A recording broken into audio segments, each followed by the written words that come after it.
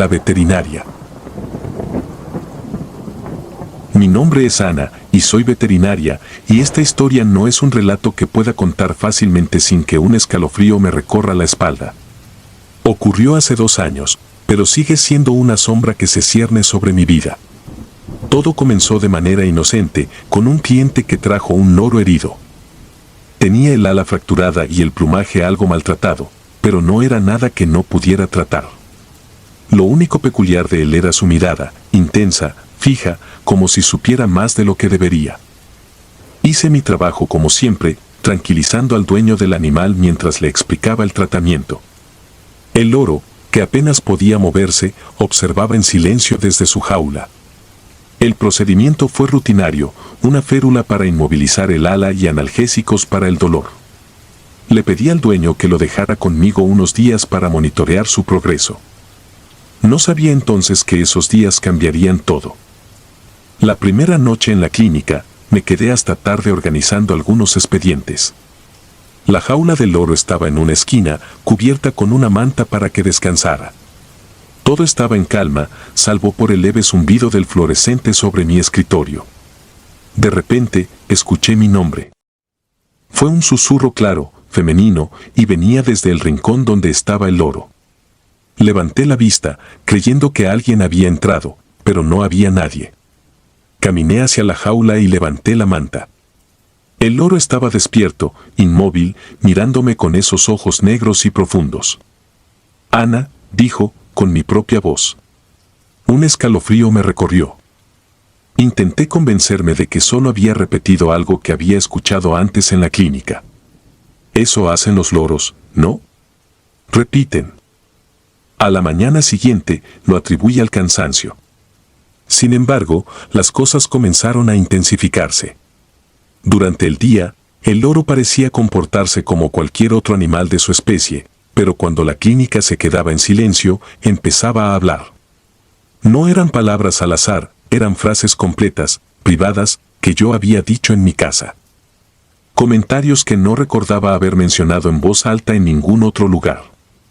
Estoy agotada, dijo una vez, imitando exactamente el tono en el que yo solía quejarme al llegar a casa. No sé si puedo seguir con esto, murmuró en otra ocasión, con una precisión que me erizó la piel. Sentí que algo no cuadraba. ¿Cómo podía saber esas cosas? La noche en la que el loro comenzó a reírse fue el punto de quiebre. Era una risa que me congeló la sangre. No era la risa chillona y mecánica de un loro común, sino la mía. Exactamente la mía. Esa carcajada breve y nerviosa que solía soltar cuando algo me incomodaba. Me levanté de golpe del escritorio, el corazón latiendo con fuerza.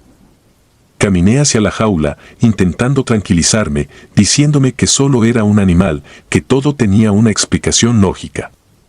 Pero cuando llegué, el loro estaba completamente inmóvil, como si jamás hubiera emitido un sonido.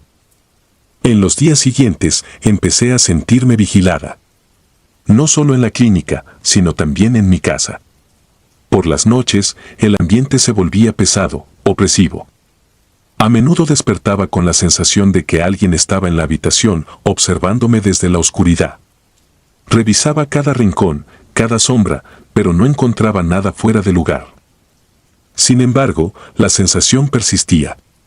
Los susurros también comenzaron a aparecer en mi hogar, siempre justo al borde de lo audible. Al principio pensé que eran producto de mi mente agotada, pero pronto me di cuenta de que coincidían con las horas en las que el loro estaba más activo en la clínica. Una tarde, al revisar los expedientes del loro, descubrí que el dueño no había dejado información clara sobre su procedencia. Lo llamé al número que había dejado, pero siempre iba al buzón de voz. Al investigar más, descubrí algo inquietante: el hombre había usado un nombre falso y una dirección inexistente. Era como si nunca hubiera existido. ¿Quién era realmente? ¿Y por qué me había dejado al loro? Una noche, mientras intentaba dormir, escuché pasos en mi apartamento. Se movían lentamente, arrastrándose por el pasillo. Mi respiración se detuvo. Tomé mi teléfono y encendí la linterna, avanzando hacia el sonido. Pero cuando llegué al origen, no había nadie. En su lugar, en el suelo, encontré una pluma negra, idéntica a las del loro. Mi mente se negaba a aceptar lo que parecía tan evidente. No había forma de que el animal pudiera salir de la clínica y mucho menos entrar a mi casa. Decidí instalar cámaras tanto en la clínica como en mi apartamento. Necesitaba pruebas, algo que explicara lo que estaba ocurriendo. Las primeras noches no captaron nada extraño, solo el loro durmiendo en su jaula y el vacío en mi hogar. Pero una madrugada, mientras revisaba las grabaciones, noté algo. A las 3:13 de la mañana. La cámara de la clínica mostró cómo el loro, inmóvil hasta ese momento, giraba su cabeza hacia la lente. Lo hizo de una manera antinatural, como si estuviera mirando directamente a través del objetivo. Entonces, la pantalla se quedó en negro. Intenté reproducir el video de nuevo, pero esa parte estaba dañada. Lo mismo ocurrió con las grabaciones en mi casa. A las 3:13 de la mañana, cada noche, la imagen se cortaba. Mi salud mental comenzó a deteriorarse. Apenas dormía, y cuando lo hacía, tenía pesadillas. Soñaba con habitaciones oscuras llenas de ojos que me observaban desde las sombras. Siempre despertaba sudando y con el eco de mi propia voz llamándome desde algún lugar lejano. Comencé a evitar la clínica, dejando que mis colegas se encargaran de la mayoría de los casos. Sin embargo, no podía deshacerme del loro. Algo me ataba a él, una mezcla de miedo y curiosidad que no podía ignorar. Un día, decidí que ya era suficiente. Llevé al loro a una reserva de aves fuera de la ciudad, convencida de que estar en un entorno natural sería lo mejor para él. Durante el trayecto, el animal permaneció en silencio, pero su mirada nunca se apartó de mí. Cuando llegué, lo dejé con el encargado, quien me aseguró que estaría bien cuidado. Me fui con la esperanza de que todo terminara ahí. Pero no fue así. Esa misma noche, escuché la risa. Mi risa. Provenía del pasillo de mi apartamento. Corrí hacia la puerta, pero no había nadie. Entonces lo vi, una pluma negra, en el suelo, justo frente a mi habitación. Cerré la puerta con llave y me quedé despierta el resto de la noche, temblando. Días después, recibí una llamada de la reserva. El loro había desaparecido. Lo habían buscado por todas partes, pero no había rastro de él. La sensación de ser vigilada regresó, más intensa que nunca. Comencé a notar pequeños cambios en mi apartamento, objetos fuera de lugar, luces que parpadeaban y, lo peor de todo, grabaciones de audio en mi teléfono. Eran fragmentos de mi propia voz, diciendo cosas que nunca había dicho en voz alta.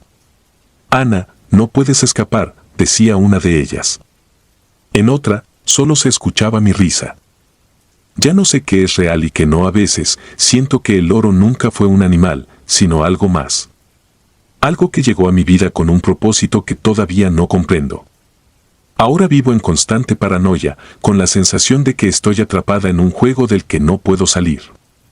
Y cada noche, a las 3:13 de la mañana. Espero, sabiendo que algo, o alguien, está ahí, mirándome desde las sombras. La cabra. Crecí en un pequeño pueblo en Puebla, rodeado de historias que parecían tejidas entre los murmullos del viento y los secretos de la tierra. Mi abuela siempre decía que algunas cosas en el mundo no necesitaban explicación, solo respeto. Vivía con ella en una casita que parecía haberse fusionado con el paisaje, madera desgastada, techos bajos y un patio que daba a un bosque oscuro y denso.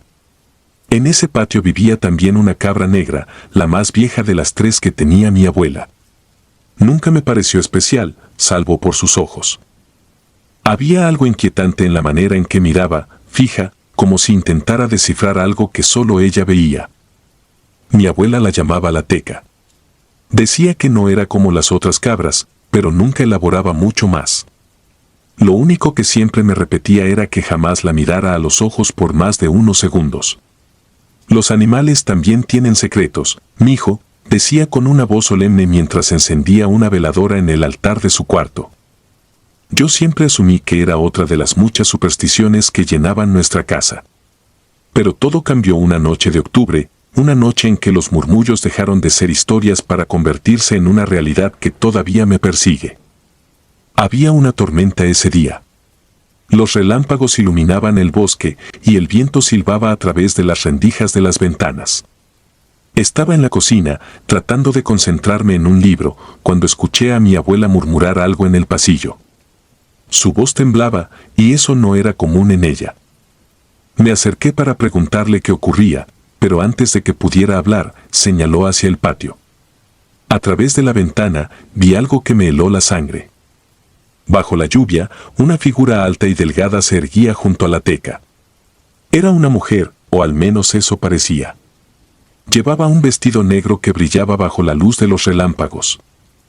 Su rostro estaba oculto por un velo, pero sus manos eran lo suficientemente visibles, largas, pálidas, y se movían con una suavidad antinatural mientras acariciaban la cabeza de la cabra. Mi abuela, sin apartar los ojos de la ventana, me agarró del brazo y me dijo con un susurro apremiante: «No mires más. Reza». Obedecí, aunque mis pensamientos estaban enredados en lo que acababa de ver. Cuando volví a mirar, la figura ya no estaba. La teca permanecía inmóvil, con su mirada clavada en el bosque, igual que siempre. Pero esa noche, algo cambió en la casa. A la mañana siguiente, noté que la teca actuaba diferente. No comía como de costumbre, y sus movimientos parecían extrañamente deliberados, casi humanos. Al mediodía, mientras mi abuela y yo estábamos en el patio, algo imposible sucedió. La teca se puso en dos patas. Primero parecía tambalearse, pero después, como si hubiera practicado toda su vida, comenzó a caminar lentamente, con una postura erguida que me hizo sentir un nudo en el estómago. Mi abuela dejó caer la cubeta que llevaba, y yo retrocedí un paso, incapaz de creer lo que estaba viendo. «Es hora de cerrar la casa», dijo mi abuela con una voz grave, casi en un susurro. Pasó el resto del día rezando frente al altar, mientras yo no podía apartar la vista de la puerta trasera, temiendo que la teca decidiera entrar. Esa noche fue la primera vez que los escuché, pasos pesados en el techo. No eran pasos normales, eran lentos, deliberados, como si alguien estuviera caminando de un extremo a otro de la casa. Mi abuela no dijo nada, pero sus ojos reflejaban algo que nunca le había visto antes: miedo puro. Intenté convencerme de que era mi imaginación, pero los pasos continuaron noche tras noche. Cada vez que oscurecía, comenzaban, como un reloj siniestro marcando el inicio de algo que no entendíamos. Con el paso de los días, la atmósfera en la casa se volvió insoportable. Las otras cabras se mantenían lo más lejos posible de la teca, y nosotros hicimos lo mismo. Pero lo peor era que no solo estaba en el patio. Cada vez que salía al bosque a buscar leña o simplemente a alejarme de la tensión, sentía que alguien o algo me observaba. Había un peso en el aire, una sensación de ser acechado. Una noche, los pasos cambiaron. En lugar de venir del techo, los escuché en el pasillo.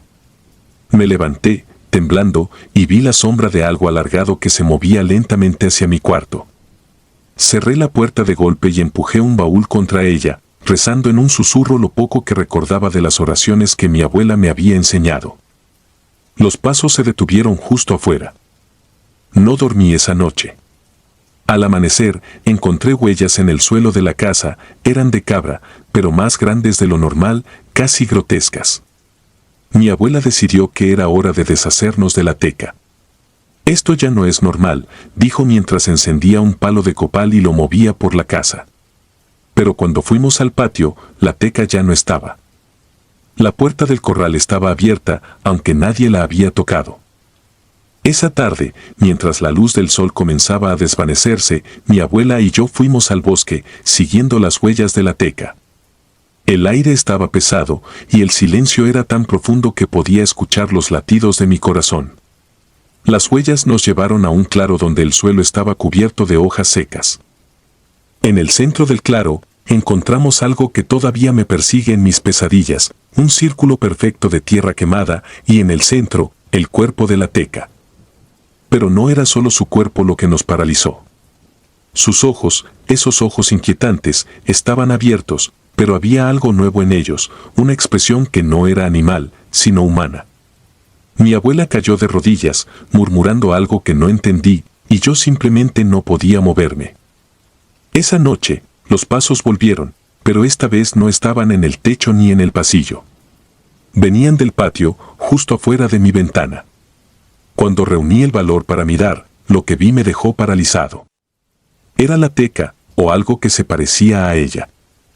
Estaba en dos patas, y aunque su cuerpo seguía siendo el de una cabra, había algo en su postura y en la forma en que movía la cabeza que me hizo sentir como si estuviera viendo a un ser humano atrapado en el cuerpo de un animal. Mi abuela tomó una decisión al día siguiente. Fuimos con un curandero del pueblo, alguien a quien rara vez recurrían porque sus métodos eran tan temidos como respetados. Cuando le contamos lo que había sucedido, su rostro se ensombreció. Nos dijo que habíamos sido marcados, que lo que había sucedido con la teca era el resultado de algo que iba más allá de nuestra comprensión. Esa noche, el curandero vino a la casa con ramas de pirul y un cántaro lleno de agua bendita. Hizo un ritual que duró horas, y aunque parecía que todo había vuelto a la calma, los pasos nunca desaparecieron del todo. Eventualmente, dejamos la casa. Mi abuela decidió que no valía la pena quedarse en un lugar que ya no sentíamos nuestro. Nos mudamos a otro pueblo, lejos del bosque, lejos de las historias. Pero incluso ahora, años después, todavía escucho esos pasos en mis sueños. Y cada vez que paso cerca de un bosque, no puedo evitar sentir que algo me está observando, esperando el momento adecuado para recordarme que hay cosas en este mundo que no pueden ser olvidadas. El rancho. El rancho de mi familia en Texas siempre había sido un lugar donde la naturaleza y el silencio convivían en una paz casi irreal. Al menos, así era antes de lo que todos llamamos el regreso de tormenta. Crecí entre esos campos vastos, el aroma a tierra mojada y el calor abrasador que podía derretir la cordura de cualquiera. Mi padre, un hombre recio y supersticioso, era el alma de aquel lugar. Y su caballo, Tormenta, era su sombra, una criatura majestuosa de pelaje negro como el abismo, con una inteligencia inquietante en los ojos. Era un vínculo tan profundo que algunos decían que aquel animal entendía cada palabra que mi padre pronunciaba. Todo cambió la noche del incendio. Habíamos notado cosas extrañas los días previos. Tormenta estaba inquieto, rascaba el suelo con furia y lanzaba relinchos que no eran normales. Sonaban casi como lamentos. Mi madre, que nunca había confiado en ese caballo, insistía en que algo malo iba a pasar. Y tenía razón. El fuego comenzó sin previo aviso, engullendo el establo con una rapidez antinatural. Por más que intentamos liberar a los animales, Tormenta se negó a salir. Sus ojos brillaban con algo que no era miedo, sino desafío, como si estuviera enfrentándose a algo invisible dentro de las llamas. Cuando el humo finalmente se disipó, no quedaba nada del establo, y Tormenta estaba muerto. Mi padre nunca volvió a ser el mismo después de eso. Apenas hablaba, y por las noches se quedaba mirando hacia los campos como si esperara algo. No entendí qué era hasta que comenzaron las apariciones. La primera vez que lo vimos fue una semana después. Era medianoche y yo estaba en la cocina buscando algo para calmar mi insomnio cuando escuché los cascos. Pensé que era imposible, todos los caballos habían muerto en el incendio. Sin embargo, el sonido era inconfundible, un trote pesado y decidido que parecía recorrer el exterior de la casa. Apagué las luces y me acerqué a la ventana. Entonces lo vi. Allí estaba, en medio del campo iluminado por la luna. Tormenta.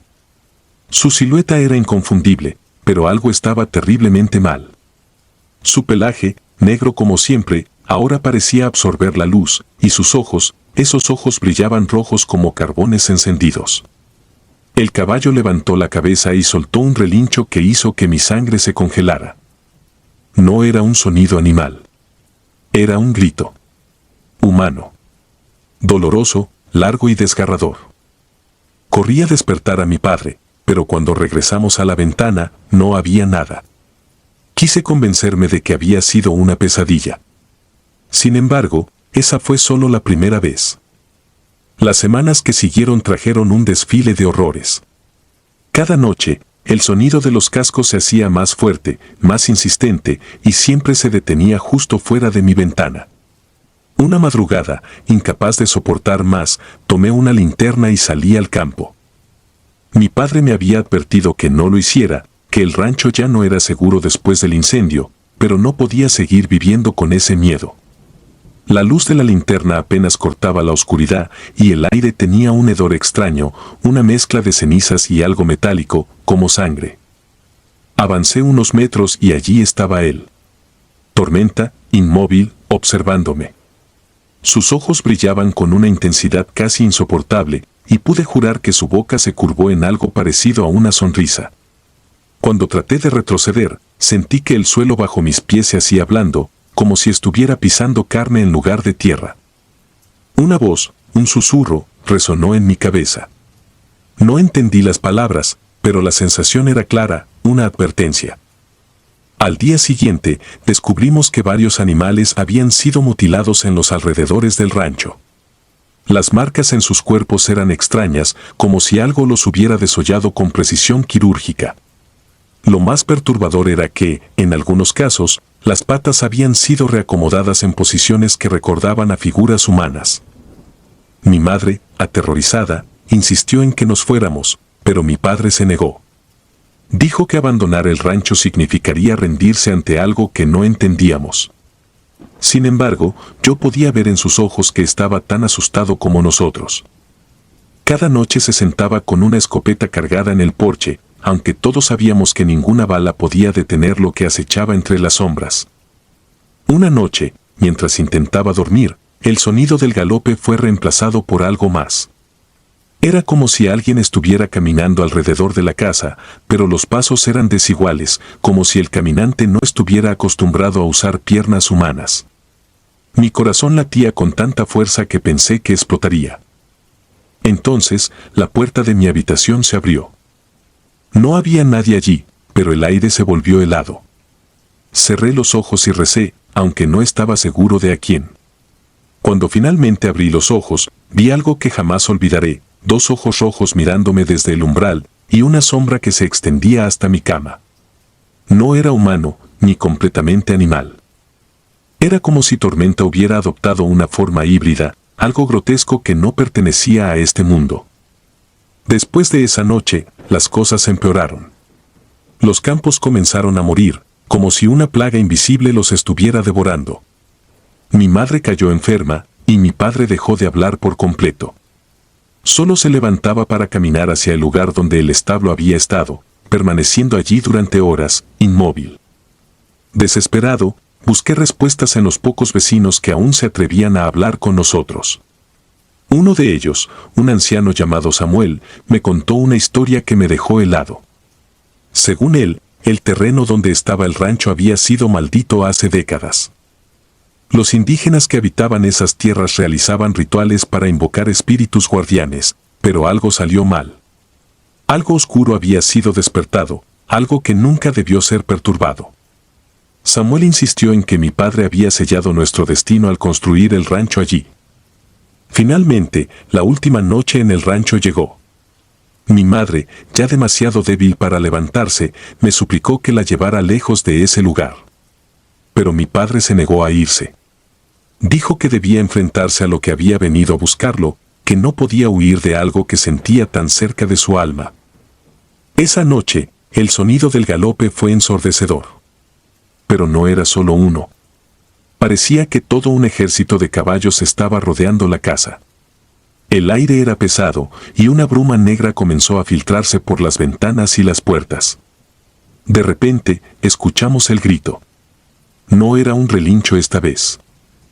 Era la voz de mi padre, un aullido de dolor que cortó el silencio como un cuchillo.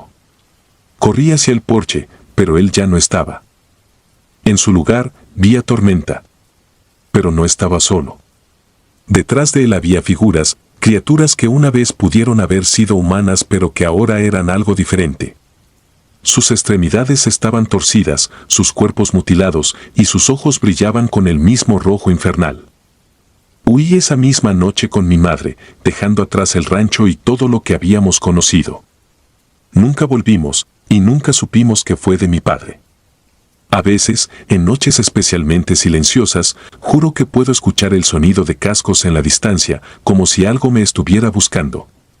Pero no miro por la ventana. No quiero saber si Tormenta aún cabalga. No quiero saber si mi padre se unió a su galope de los condenados. Los ojos de Rocco. Cuando pienso en mi infancia, mi mente se llena de paisajes rurales y recuerdos apacibles de nuestro pequeño pueblo en Honduras. Todo parecía estar en perfecta armonía con la naturaleza hasta que llegó Rocco. Era un perro callejero que mi padre trajo un día, flacucho y con un pelaje negro tan brillante que parecía absorber la luz del sol. Mi madre no quería adoptarlo, decía que los perros callejeros traían mala suerte, pero mi padre insistió. Rocco se quedó, y con él, nuestra vida cambió para siempre. Desde el principio, Rocco era diferente. Observaba todo con una quietud inusual, como si entendiera más de lo que un animal debería. Al principio, lo atribuimos a su inteligencia, pues aprendía rápido y parecía captar nuestras emociones. Si alguien estaba triste, se acercaba despacio, poniendo su cabeza sobre las piernas del que lloraba, como un consuelo silencioso. Era un gesto conmovedor, casi humano. Sin embargo, con el tiempo, su mirada comenzó a inquietarnos. Sus ojos tenían algo extraño, un brillo húmedo y profundo que parecía estar cargado de emociones humanas. La primera vez que lo escuché llorar fue una noche de tormenta. Los relámpagos iluminaban el campo y los truenos sacudían nuestra vieja casa. Me despertó un sonido que no reconocí al principio. Era un llanto, pero no un llanto cualquiera. Era el sollozo desgarrador de un bebé. Me levanté de la cama, confusa, y seguí el sonido hasta el porche trasero. Allí estaba Rocco, sentado bajo la lluvia, emitiendo ese lamento que me heló la sangre. Sus ojos estaban llenos de lágrimas que rodaban por su hocico. Cuando lo miré, algo dentro de mí supo que aquello no era normal. Esos ojos no eran de perro. Quise pensar que era el miedo lo que me hacía imaginar cosas, pero al día siguiente, mi tía Rosa falleció repentinamente. Nadie supo explicar qué le había ocurrido. Estaba completamente sana, pero esa mañana no despertó. La familia la encontró en su cama, con una expresión de absoluta serenidad. Fue un golpe duro para todos nosotros. Sin embargo, algo en mi interior conectó su muerte con el llanto de Rocco, aunque no me atreví a decirlo. Pasaron semanas antes de que Rocco volviera a llorar. Era una noche tranquila, sin tormentas ni sobresaltos. Esta vez, el llanto fue más largo, más desgarrador. Mi madre y yo lo encontramos en el mismo lugar, bajo el porche trasero, sollozando con una intensidad casi insoportable. Cuando intenté acercarme, retrocedió, mirándome con esos ojos imposibles. Al día siguiente, mi tía Carmen, la hermana mayor de mi madre, murió de un paro cardíaco. Una mujer fuerte y enérgica cayó fulminada sin aviso mientras preparaba el desayuno. La conexión se hizo imposible de ignorar. Cada vez que Rocco lloraba, alguien en la familia fallecía. Mi madre empezó a mirarlo con un miedo contenido, pero mi padre se negaba a creer en supersticiones. Para él, Rocco seguía siendo un perro fiel, un animal al que habíamos rescatado. Pero yo sabía que había algo profundamente mal en él, algo que no podía explicarse con lógica. Una noche decidí enfrentar mi miedo y vigilar a Rocco. Lo observé desde mi ventana, asegurándome de que no notara mi presencia. Durante horas, no se movió. Parecía una estatua negra en el porche, mirando fijamente hacia el bosque que rodeaba nuestra casa. Justo cuando pensé que no haría nada, lo escuché. Ese llanto, suave al principio, pero creciendo en intensidad. Me llené de valor y salí al patio, llevando una linterna. Cuando la luz lo alcanzó, Rocco dejó de llorar y me miró. Sus ojos brillaban de una forma que no era natural.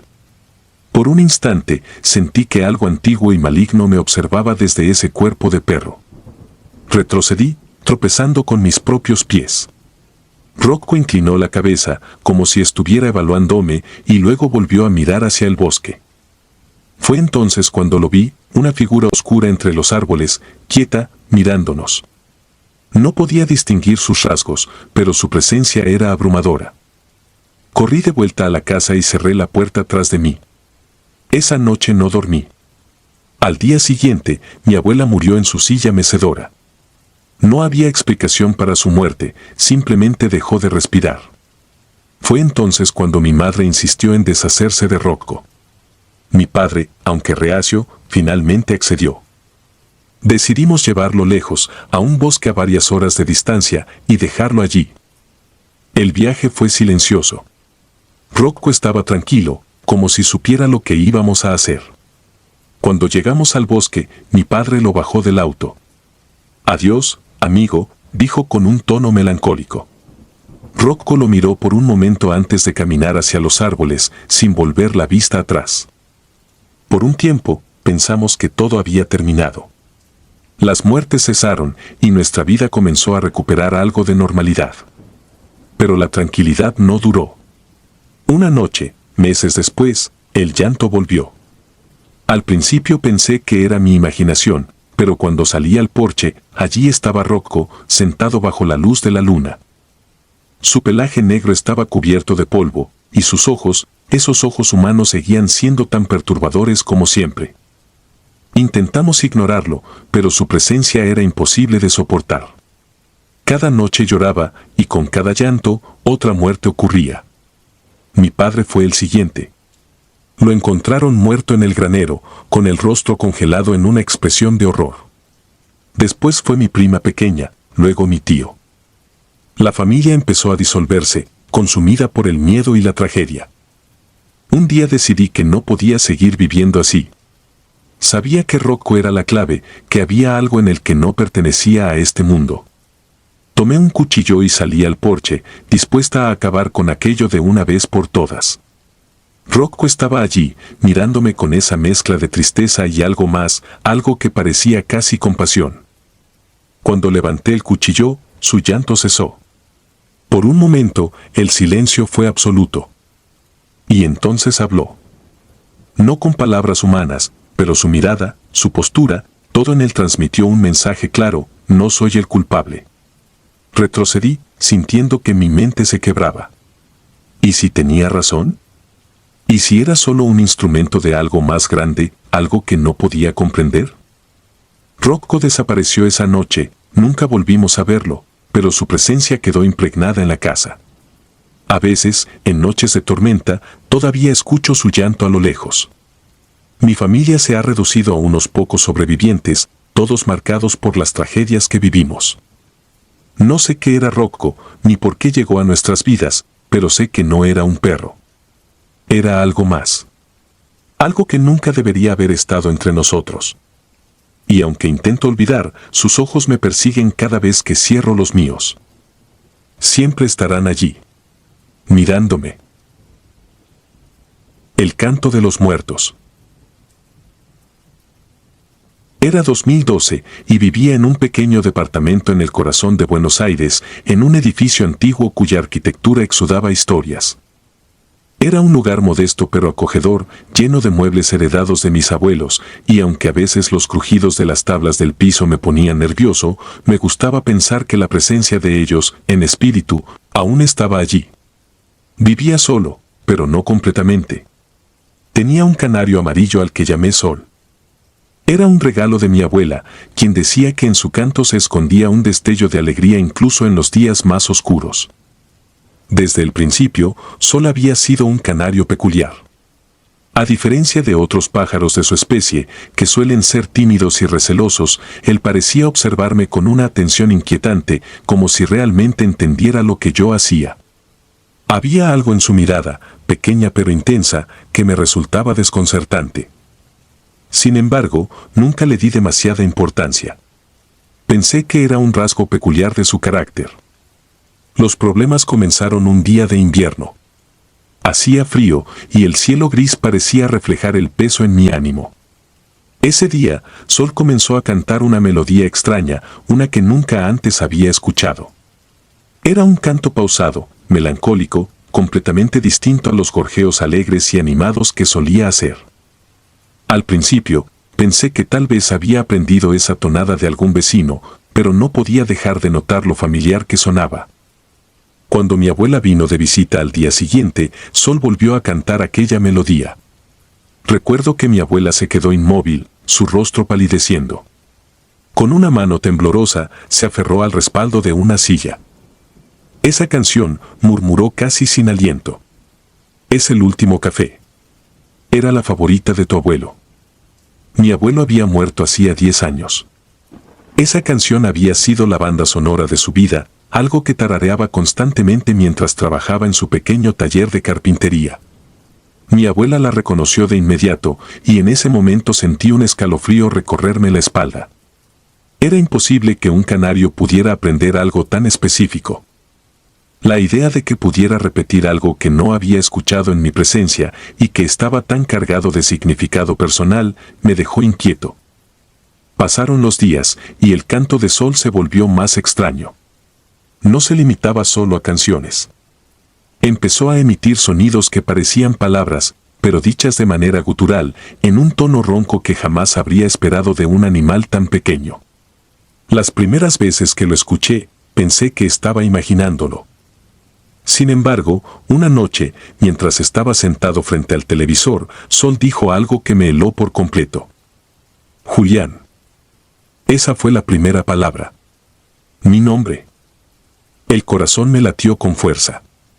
Me acerqué a la jaula, pensando que quizás había malinterpretado el sonido. Pero lo volvió a decir, claramente esta vez. Julián. La voz no era natural, no pertenecía a un pájaro. Parecía algo humano, pero a la vez inhumano, como si algo estuviera utilizando a Sol como un conducto. A partir de esa noche, Sol comenzó a pronunciar más nombres. La mayoría no significaban nada para mí, hasta que empezó a mencionar personas que habían muerto. Ana. Roberto. Eugenia. Algunos de esos nombres me resultaban vagamente familiares, pero fue el siguiente el que me dejó paralizado, Clara. Era el nombre de mi tía, quien había fallecido en un accidente automovilístico cuando yo era niño. Intenté buscar explicaciones racionales. Tal vez mi subconsciente estaba jugando trucos conmigo. Tal vez Sol había aprendido esas palabras de algún programa de televisión o de los vecinos. Pero en el fondo sabía que eso no era cierto. Las palabras salían de su pico con una intención inquietante, casi como si estuviera intentando comunicarse conmigo directamente. Cada vez que decía un nombre, su cabeza se inclinaba hacia un lado, y sus ojos negros brillaban con una intensidad que no era natural. Una madrugada, desperté de golpe. Sentí una presencia en mi habitación, algo invisible pero opresivo. La jaula de Sol estaba cubierta con una tela, como siempre, pero podía escuchar un murmullo bajo que provenía de allí. No era un canto ni un gorjeo. Era una voz susurrante, como si estuviera manteniendo una conversación consigo mismo. Lentamente, me acerqué y retiré la tela. Sol estaba completamente inmóvil, sus ojos clavados en los míos. No está solo, dijo, con aquella voz grave y cavernosa. Cerré la jaula de golpe, aterrado, y me alejé de ella como si estuviera frente a algo maldito. Traté de calmarme, repitiéndome que todo era una alucinación, un producto de mi mente agotada. Pero Sol no dejó de hablar. Durante los días siguientes, sus palabras se hicieron más coherentes, pero también más perturbadoras. Decía cosas que no tenía forma de saber, como el nombre de mi primer amor o el lugar donde mi abuelo había escondido una caja de cartas que nunca encontramos después de su muerte. Una noche, mi abuela vino a quedarse conmigo porque había empezado a notar que mi estado anímico estaba deteriorándose. Le conté todo lo que estaba ocurriendo, esperando que me dijera que estaba perdiendo la cabeza. Pero en lugar de eso, su rostro se ensombreció. Me confesó que había oído historias similares cuando era joven, historias de animales que eran utilizados como vehículos por almas errantes o entidades que buscaban atravesar el umbral de nuestro mundo. Decidí deshacerme de Sol. No quería hacerle daño, pero no podía soportar más su presencia. Lo llevé a un parque a kilómetros de distancia de mi casa y lo dejé en libertad. Recuerdo el momento exacto en que abrió las alas y se alejó volando. Sentí un alivio inmediato, como si me hubiera librado de un peso invisible. Pero esa sensación duró poco. Esa misma noche, mientras intentaba dormir, escuché el canto. No provenía de afuera, ni de la jaula vacía que aún estaba en mi sala. Provenía de mi dormitorio, directamente desde la esquina más oscura. Abrí los ojos, y lo vi. Allí estaba Sol, posado sobre mi cómoda, mirándome con esos ojos negros y brillantes. Nunca me iré, dijo. Desde ese momento, mi vida se convirtió en un tormento. Sol ya no necesitaba su jaula ni siquiera un cuerpo físico para manifestarse. A veces lo veía en lugares donde no debería estar, como reflejado en los espejos o en las sombras que se proyectaban en las paredes. Sus palabras se volvieron más crueles, más personales, y a menudo despertaba con marcas en los brazos, como si algo me hubiera estado agarrando mientras dormía. Consulté con curanderos, sacerdotes y expertos en lo paranormal. Cada uno tenía una teoría distinta, pero nadie podía ayudarme. Algunos me dijeron que estaba siendo acosado por un espíritu vengativo, otros que había abierto un portal sin querer. Pero la respuesta más inquietante vino de una mujer que decía ser médium. Me dijo que lo que habitaba en Sol nunca fue humano, que era algo mucho más antiguo, algo que se alimentaba de miedo y desesperación. Y que, al prestarle atención, lo había fortalecido. Han pasado años desde entonces. Logré mudarme de aquel departamento, y por un tiempo pensé que había logrado escapar. Pero de vez en cuando, en las noches más silenciosas, creo escuchar ese canto melancólico en la distancia. Cuando cierro los ojos, siento su mirada sobre mí. Sol se fue, pero dejó algo atrás, algo que nunca podré explicar del todo. No sé si algún día lograré librarme de su presencia, pero lo que sí sé es que ya no estoy solo. Y quizás nunca lo estuve. Caminaba como hombre. Mi nombre es Rafael, y aunque muchos de los recuerdos de mi infancia se han desdibujado con los años, hay uno que siempre permanece claro. Es una historia que mi familia se niega a mencionar, como si hablar de ello pudiera invocar algo oscuro. Soy de un pequeño pueblo en Michoacán, un lugar rodeado de montañas y cubierto de niebla al amanecer. Era un niño cuando sucedió todo, pero lo que vi, lo que vivimos, ha marcado mi vida para siempre. Mi abuelo, don Ignacio, era un hombre de pocas palabras, pero de mirada severa. Amaba su tierra y cuidaba de los animales como si fueran parte de la familia. Pero una tarde de mercado trajo a casa algo que cambiaría nuestras vidas. Recuerdo el sonido de las ruedas del carretón al llegar al corral, y como todos salimos curiosos a ver qué había comprado.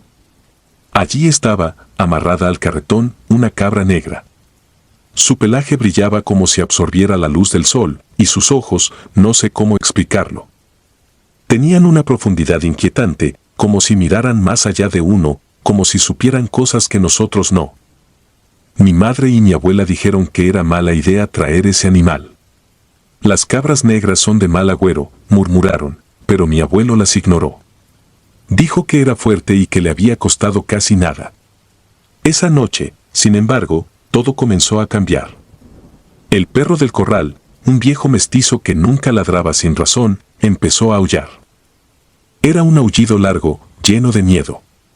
Salimos a ver qué ocurría, pero todo parecía en calma. La cabra estaba quieta, amarrada a un poste. Sin embargo, el perro no se calmaba. Mi abuelo le lanzó agua y regresamos a dormir.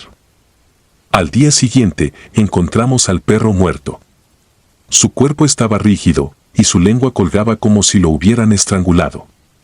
Pensamos que quizá algún animal lo había atacado, pero no había marcas en su cuerpo. Mi abuelo hizo una cruz con piedras y lo enterró al lado del corral.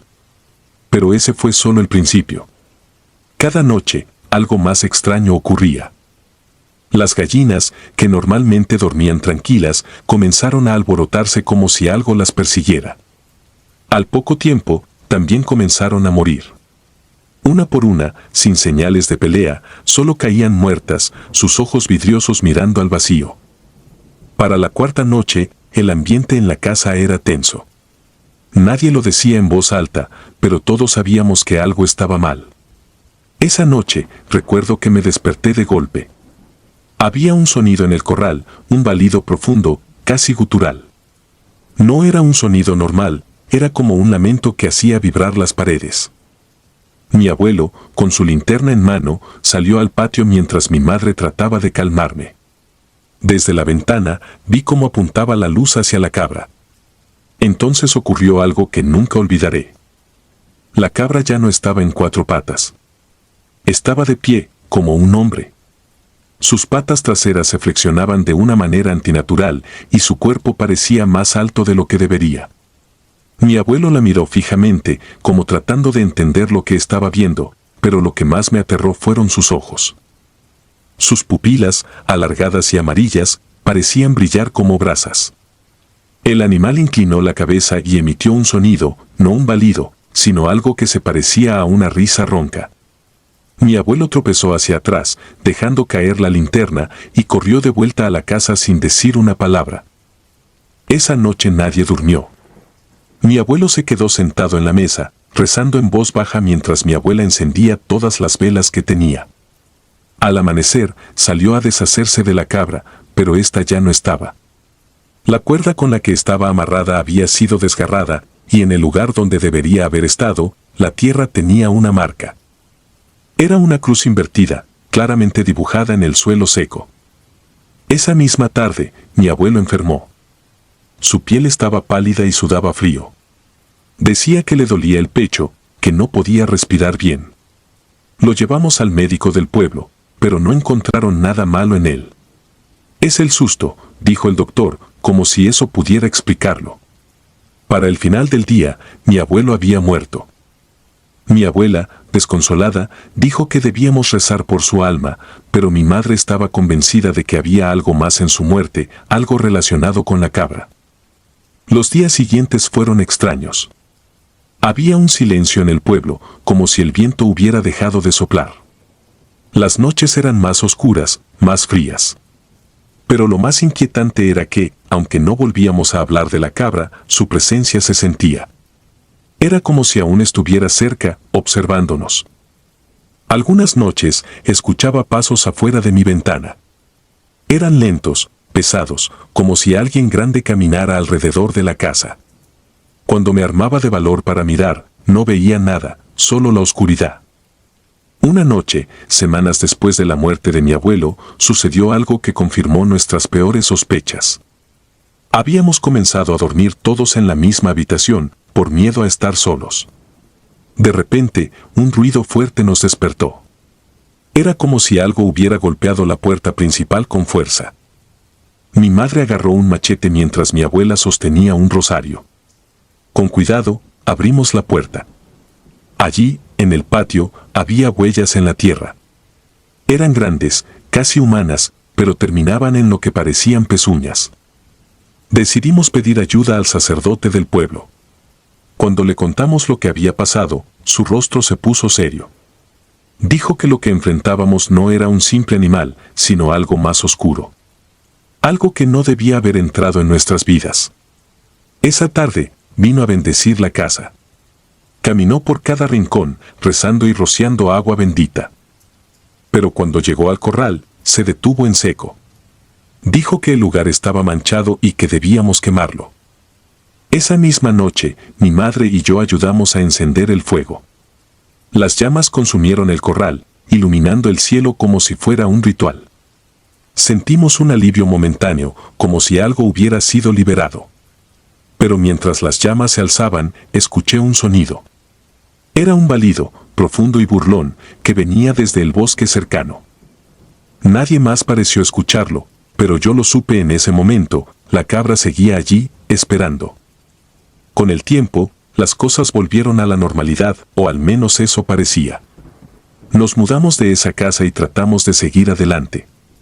Pero, a veces, en mis sueños, veo esos ojos amarillos observándome desde la oscuridad. Y cuando despierto, siento como si algo estuviera parado al pie de mi cama, vigilándome. Esta es la historia que mi familia no menciona, la que prefieren enterrar con el pasado. Pero yo no puedo olvidarla. Porque sé que hay cosas en este mundo que no tienen explicación, cosas que no deberían existir, pero existen. Y una de ellas, lo sé bien, fue aquella cabra que caminaba como hombre. El perro demoníaco. Cuando pienso en aquella época, un frío inexplicable recorre mi espalda. Éramos una familia normal, viviendo en un vecindario cualquiera. Nunca fuimos supersticiosos, ni creíamos en historias de fantasmas o demonios. Pero todo cambió el día que mi hermana y yo encontramos al perro negro. Era una tarde nublada de otoño cuando lo vimos por primera vez. Estaba en la esquina de nuestra calle, acurrucado junto a un poste, cubierto de hojas secas. Era grande, de un negro tan profundo que casi parecía absorber la luz. Sus ojos no eran comunes, brillaban con un amarillo pálido, como si escondieran algo dentro, algo que te miraba más allá de lo físico. Lo extraño fue que no se movió cuando nos acercamos. Se quedó quieto, mirando con una calma casi antinatural. Recuerdo que mi hermana, emocionada, me dijo que debíamos llevarlo a casa. Yo no estaba seguro, pero algo en su mirada me atrapó. Convencer a mi padre fue difícil. Siempre fue de los que decían que los perros callejeros eran peligrosos, portadores de enfermedades. Pero mi madre, quien tenía un corazón blando para los animales, insistió en que no podíamos dejarlo ahí. Finalmente, mi padre accedió, con la condición de que se quedaría solo si no causaba problemas. Aquel perro se convirtió en parte de nuestra casa, aunque desde el principio hubo algo extraño en él. Le pusimos de nombre Sombra. Desde la primera noche, noté cosas que no eran normales. No ladraba, nunca. Ni siquiera hacía ruidos comunes como jadear o gemir. Caminaba en silencio, como si sus patas no tocaran el suelo. Y aunque lo alimentábamos bien, siempre parecía estar mirando fijamente a mi hermano menor, Julián. Al principio lo atribuía a que los perros suelen encariñarse más con los niños, pero la intensidad de su mirada era perturbadora, casi como si lo estudiara. Días después, las cosas comenzaron a empeorar. Julián, que siempre había sido un niño lleno de energía, empezó a enfermar. Al principio creímos que era un resfriado común, pero no mejoraba. Cada día estaba más pálido, más débil. Los doctores no podían encontrar nada físicamente mal en él. Mi madre estaba desesperada, y mi padre empezaba a sospechar que algo raro estaba pasando. Fue entonces cuando lo vi por primera vez. El perro estaba de pie. No como un perro normal que se para sobre sus patas traseras para alcanzar algo, sino de pie, completamente erguido, como un humano. Era de noche, y la luz de la luna entraba por la ventana del cuarto de mi hermano. Yo estaba de pie en el pasillo, mirando hacia adentro. Allí estaba Sombra, inmóvil junto a la cama de Julián. Su cabeza estaba inclinada hacia un lado, y sus ojos brillaban con ese amarillo hipnótico. Parecía sonreír. El grito salió de mi garganta antes de que pudiera detenerme. Mis padres corrieron hacia el cuarto. Mi padre llevaba su vieja pistola, la que mantenía en el armario por seguridad. Cuando encendió la luz, el perro no se movió. Siguió de pie, como si no tuviera miedo. Mi padre apuntó y disparó. La bala atravesó la ventana y el vidrio estalló en 1000 pedazos mientras Sombra saltaba hacia la oscuridad. Nunca lo volvimos a ver. Esa noche, mi hermano empezó a mejorar. Poco a poco, recuperó el color en sus mejillas y la fuerza en su cuerpo. Pero yo no podía sacarme de la cabeza aquella imagen, el perro de pie, con esos ojos que parecían contener una maldad infinita. Mis padres trataron de olvidar todo, atribuyendo lo sucedido a una mala decisión al haber llevado a un perro callejero a casa. Pero yo sabía que no era solo un perro. Habíamos dejado entrar algo más, algo que no pertenecía a este mundo. Semanas después, empezaron las pesadillas. En mis sueños, Sombra regresaba. No como un perro, sino como algo que usaba la forma de un perro para ocultarse. En mis sueños, lo veía caminar como un hombre, siguiendo mis pasos, siempre en silencio, siempre con esos ojos amarillos que me perforaban el alma. Despertaba sudando, y por más que intentara calmarme, sabía que no era solo un sueño. A veces, escuchaba ruidos extraños por las noches, como pasos suaves en el techo o susurros que parecían venir de las paredes. Un día, mientras limpiábamos la casa para mudarnos, porque mis padres decidieron que necesitábamos un nuevo comienzo, encontré algo que nunca olvidaré. Era un pequeño rincón en el sótano, detrás de unas cajas que nunca habíamos movido. Allí, en el polvo, había marcas de garras, profundas y desordenadas, como si algo hubiera arañado la pared con furia. También encontré pequeños montones de ceniza, apilados en patrones que no entendía. Algo me decía que aquel lugar no era seguro, que nunca lo había sido. Nos mudamos poco después a una casa más pequeña en las afueras. Mi hermano volvió a ser el niño alegre de antes y mi familia trató de seguir adelante. Pero yo no podía olvidar. Durante años, me pregunté qué era realmente Sombra. ¿Un demonio? ¿Un espíritu? ¿Algo más antiguo y más oscuro? Nunca lo sabré con certeza, pero una parte de mí siente que sigue ahí afuera, esperando, tal vez buscando otra familia que lo deje entrar. A veces, por las noches, juro escuchar un ruido suave afuera de mi ventana, como el crujido de hojas bajo patas que no deberían existir. Entonces cierro las cortinas y trato de convencerme de que solo es mi imaginación. Pero en el fondo, sé que no lo es. Si disfrutas de los relatos, te invitamos a apoyarnos con un like y un comentario, ya que eso nos ayuda muchísimo. Además, si aún no estás suscrito o suscrita, te animamos a formar parte de la comunidad del terror. Muchas gracias por escucharnos y por tu apoyo.